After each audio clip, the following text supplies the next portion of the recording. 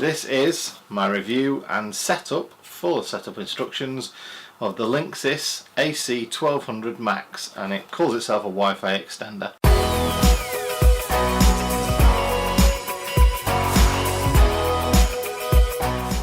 So today is a quick video. I wanted to extend the wireless around the house, and I also wanted to kick some out to the back garden as well. Hopefully on those nice summer days, summer evenings, that I can still get out and work, get the laptop out and stuff like that in the back garden. So in order to do this, I had a look around, and I thought one of the best devices I could find was not only a wireless booster or repeater or range extender, depends on what you want to call it, but one that did both bands, so that no matter what router I had 2.4 GHz and 5 GHz fully covered. Massive speed difference between the two, but that's for another video.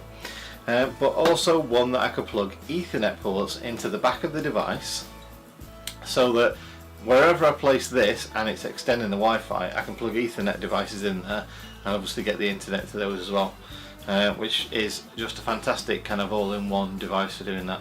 So but it is also a repeater, and it's also got Ethernet ports and everything on the back of it,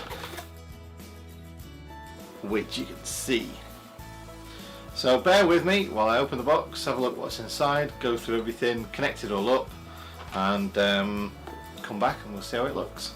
So in the box is pretty basic. You have the actual device itself, two aerials, antennas, and a power cable. So let's get to it. So we don't need the box. The antennas, well, they're quite easy. They go on the back and just simply screw on. They swivel around and also allow you to do that angle or whatever one you want to do. So you can set it up, and you could set it up on a wall like that, or you could set it up so it's sat down like that. So you've got these set up. Obviously on the back you've got connections for 4 Ethernet devices, an extra range extender to be connected to it as well, and obviously then your power and your WPS button to link things to it. It's a very basic device, there's not a lot to it, so the rest of the setup is now web-based, which I'll get to just now. Okay, so you've plugged your Linksys in, it's got power. You've waited for the light on the front to go solid, then you go over to your PC, laptop, whatever's got the wireless connection, and connect directly to the device. So you go to your wireless icon, you see it, and the list, it says Linksys Extended Setup. You click connect, and then what we need to do from there is go to your Open Network and Sharing Center and find the IP address that it's set up as. So here it's saying that the DNS server, the DHCP server, and the gateway, your gateway is normally your router, is 192.168.1.1. So everything there is basically the same thing. 192.168.1.1 is the device you're connected to, so it is the Linksys device. So all you need to do then is go and enter that in your browser, and hey presto, you come up with a setup page. So you choose your language, click on the start button, you accept their license agreement. Now what it's doing is it's checking to see which other wireless networks are around you. So once this is finished, you should find your wireless network that you wanted to attach it to. In this case mine is called Clever, so I'll click on Clever. I enter the password,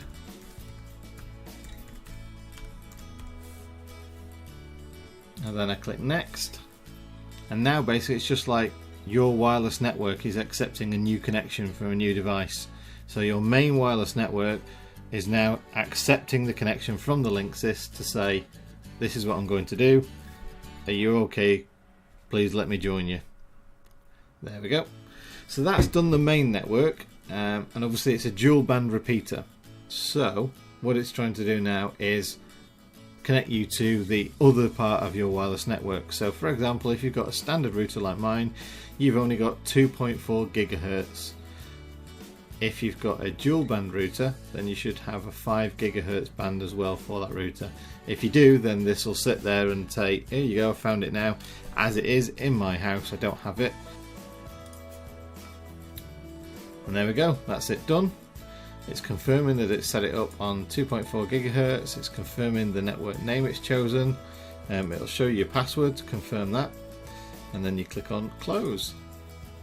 Okay, so if you are in my predicament where 192.168.1.1 is already used, then it looks like the best way to do it is just to disconnect 1.1 from your network.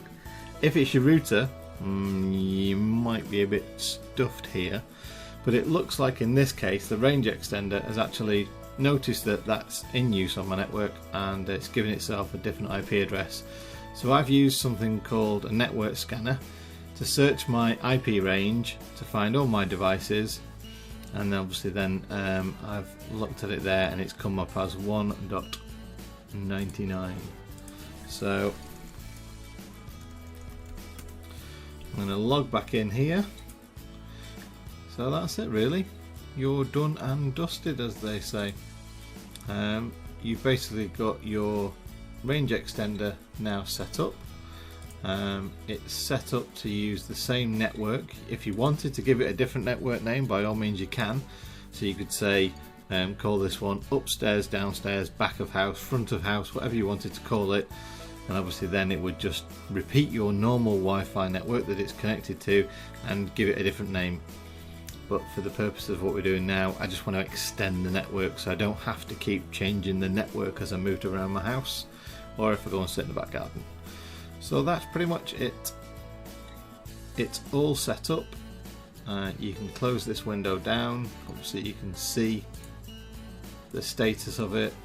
The firmware is quite old on this one. There may well be new firmware out, but to be fair, if it works and does the job, I'm just going to leave it, no hassle.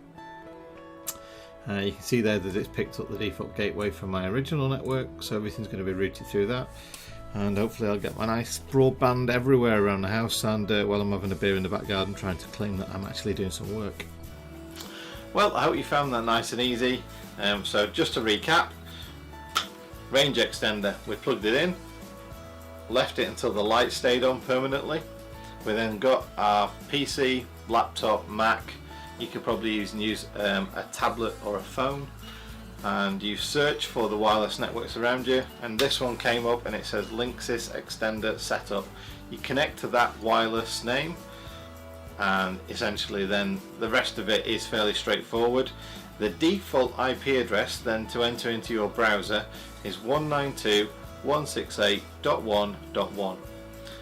That's what it should be, but just in case, use basically your networking tools of your computer or device to find out its IP connection and IP details, and it'll tell you in there, it'll say default gateway and the IP address. That's this device when you connect it through the setup mode. Now I did have a problem with the latest version of Google Chrome. Google Chrome basically got halfway through the setup and then it just bombed out. I then used Firefox, the latest edition, and that went through the entire process no problem. So what happens next is you get a page up on your browser once you've entered the IP address that you know that this is actually assigned, and it goes through the setup. It asks you to agree to the terms and conditions. To start the wizard does what's called a survey. The survey basically checks your networks of wireless networks around you. So choose your network, put in the password. This then connects to that network just like any other wireless device. And then from that point onwards, that's when I had the problem with Google Chrome. Google Chrome didn't do anything after that, it kind of just dropped me there. Whereas Firefox then took me to the next screen which said, okay, do you have a 5 GHz wireless device? So if you do, great, do the same again. Enter the password for your 5 GHz wireless network, and then it'll join itself to both then. It then said, what do you want to call it? I've left it at just default, so it takes the name of my existing network. So it's kind of like the existing router just suddenly got bigger coverage. And then it went away, restarted, and came back. It then joined my network. My network then gave this an IP address. and I could then go back in this IP address and do the tweaking that we spoke about to change the name of it if you wanted to, or change all the other things. But overall, really very easy. If you do get stuck, obviously leave a comment down below and I'll reply as soon as I can. But for now, I hope this was informative. I hope you liked it. Please give me a thumbs up, and I'll do more setup guides and unboxing quite soon. So take care, and if you know anybody that wants one of these, or you know it might benefit, then share this video with them. Obviously they can then see how it's set up and do it themselves. And I'll catch you on my next video. Thanks very much, take care, bye.